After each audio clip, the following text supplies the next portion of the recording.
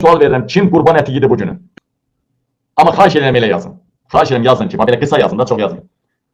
11 aydır ət yemirdim, 11 aydır ət yemirdim, ya eləcə məsələn 11 tre qurban əti yemədim. Və yaxud bir ay bundan qabaq ət yemişəm, bir gün bundan qabaq ət yemişəm, amma bu gün qurban əti də yedim. Xahiş edirəm yazın. Kim qurban əti yedi? Mən yazın. Ya da daha geniş yazsaz yaxşı olar ki, mən məsələn bir ildə ət yemirəm, ət var, açı, ət deyəndə siz elə balıq ətini də nəzərdə tutursunuz. Hamısı da ət deyirsiniz. Cücə ətini də, açı, qırmızı ətdən gedir söhbət, qırmızı ət, mal əti, heyvan əti. Kim bu gün qurban əti yedi? Hamı qoyun şəkili aldı, hamı qoyun videosu şəkili aldı, hamı bir-birinə qoyun atdı. Amma bu gün kim qurban əti yedi? Yazsın, mən yedim.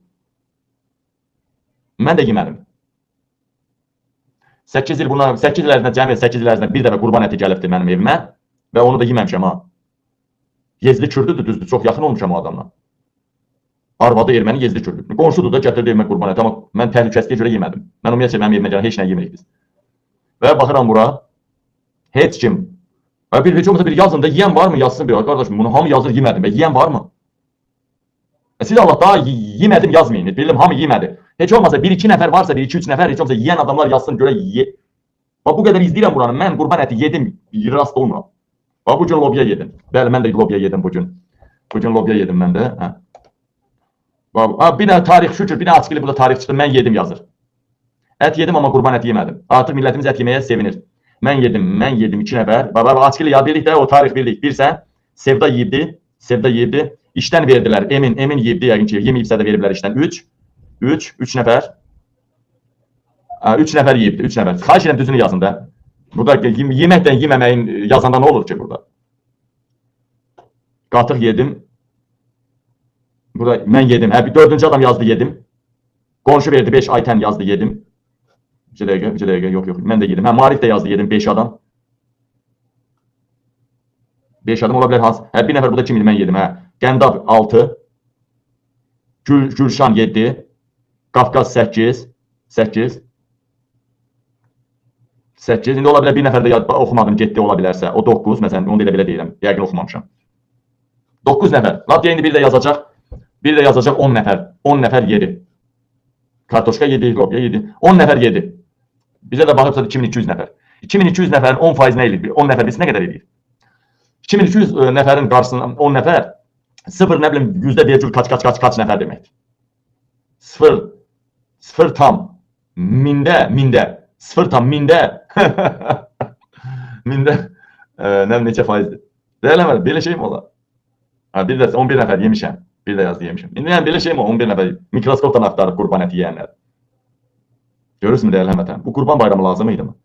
İndi kənddə bunu yeyənlər yeməyəm. Şəxsən mən kənddə düşünüb, mən şəxsən kənddə olanda, mən də kasıb olmuşam da siz kimi. İstər körpəlikdə, istər gənclikdə, istər orta yaş fərq elən. Mən evə qurban əti gəlməyəndə, hansı ki illər boyu gəlmirdi, 10 ildə bir dəfə gələ ya gəlməyərdi. Evə qurban əti gəlməyəndə zaten də kasıbıyıq. Düşünürdüm ki, yəqin biz o qədər hörmətsizlik ki, bizə qurban əti gəlmədi. Amma hamı kəsib öz qohumlarına verir, öz yaxınlarına, qonşularına verir. Ona görə də qəbul olmur. Zaten burada qəbul olası bir şey yoxdur. Mən özüm qurban kəsəndə Azərbaycanda, mən kurallara uyğun qurban kəsmişəm. Xeyri yox da ki, yalan söhbətdir. Bu fitrə deyilən, qurban, fitrə, bunlar nə üçündür bilirsiniz? Hani o illər var, o illər.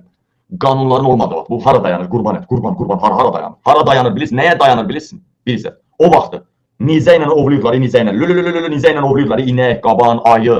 10 nəfər kişi gedirdi, ov ovluyurdu. Amma bayaboy adamlar ovlaya bilir də. Elə ev var ki, onun evində, onun ailəsində kişi yoxdur ov eləyən. Və yaxud cavan adam yoxdur ov eləyən. Həmən onlar ovladıqlarını gətirirdi, ovladıqlarını. Tanrıya, Tengriyə, yəni yaradana, bunu bizə qismət eləyənə xatir, onu bir hissəsini ova gedəməyən kasıblara, imkansızlara paylayırdılar. Yəni o vaxtda sosial yox idi, devlət yox idi, təzminat yox idi, devlətin büdcəsi yox idi, bunu sistem yox idi deyə məcbur tayfalar, qəbilələr, padişahlıq, sultanlıq devrində hamı bir-birinə belə yardımlaşa bilirdi. Belə yardımlaşa bilirdi. Qurban demək yardımlaşmaq deməkdir. Necə deyərlər? Həmrəylik, sosiallaşmaq, nə bilim, imkansızlarla həmrəy olmaq, onlara bir növ əl tutmaq, belə şeylərdən xəbər verir. Amma əfsuslar olsun ki, bu gün bizə qurban payı, bu gün bizə sosial verməli o. Almaniyada elə bir adam yoxdur ki, o adam gedib qurban kəsə bilməsin. Baxın, Almaniyada hətta sosialda oturan adam, qurban deyəndə nədir? 10 kilo, 15 kilo heyvan nədir? 10 kilo heyvan nədir? Olur da 2 nəfər, 3 nəfər birləşər, gedər buranın heyvanları biraz yekə olur, hə. 20 kilo bir qoyun alardılar, deyək ki 3 nəfərə 21 kilo. Hərəyə 7 kilo düşər. Nə mənə şey, 70 bu da kilosu gəlib heç 10 evro eləmirdi. 10 evro eləmir heç. 7-8 evro eləyir, 7-8 evro. 7-8 evro eləyir, 10 kilo eləsin 70 evro. Almaniyada hər kəsin qurban kəsmə imkanı var. Amma yaxşı, niyə qurban kəsən yoxdur? Niyə? Niyə yoxdur da? Niyə? Qardaşlar, qurban bayramında nə olur? Çox gözəl olur. Türklərin gözəl adət-ənənələri var, ənənələri. Mənim də evimə bir neçə lokumlar gətirdilər. Uşağın tələbə yoldaşları var. Lokum deyirlərdi o çayla içməyə. Şirniyyat belə gətirdilər. Belə bayramlaşmaq lazımdır. Sonra bir də görürəm balacalar gəlib əlimi öpürlər səhər. O boyda Yusif 19 yaş var, o da gəlib əlimi öpür. Vərdiş eləyib də biri ki pul verəcəm. Eşələdim ki sənin dibindən qəpik quruşdan. Verdik nəsə, hər nəysə. Yəni burada türklərin gözəl adəti var. Balacalar gəlib böyüklərin əlini öpürlər, xəşlik alırlar. Yəni yaxşı bir lokum dağıdırlar. Gözəldir türklərin bu adət-ənənəsi. Amma yoxsa gedim qurban kəsim, bir heyvanı böyürdüm, kəsim, doğrayım, paylaşım. Heç ona inan Allaha, Almaniyada burada 90% onu kəsildiyini görsək o əti yeməzlər. O heyvanın, o quşun kəsildiyini görsələr onu yeməzlər. İnanın Allaha. Yəni Almaniyada mən bir şeyə də şahid oldum bu yaxınlardan. Diri heyvan satılır, heyvanı kəsirlər quzunu. Heyvanı kəsirlər, bütün içalatınla və hər şeylə də. Diricə də ala bilərsən, daha da ucuz. Doğramamış, doğramaq puldur, elektrik gedir, adamın sərfiyyatı gedir, bir saat adam ən azından onu doğrayır. Amma sən özün doğrayacaqsansa, mən baxdım, şüşənin içində quzulardır, Quzunu götürürsən, məsələn, quzunun reallıqda kilosu neçəyədir, məsələn, deyək ki, ən bahalı yeri, antrikot yerlərindən 14-15 evrodur, balaca kilosu. Belə orta yerləri 12-13 evrodur. Bu hissələri quzunun 10-11 evrodur, 12 evrodur. Bu hissələri boyun hissəsi deyilədir.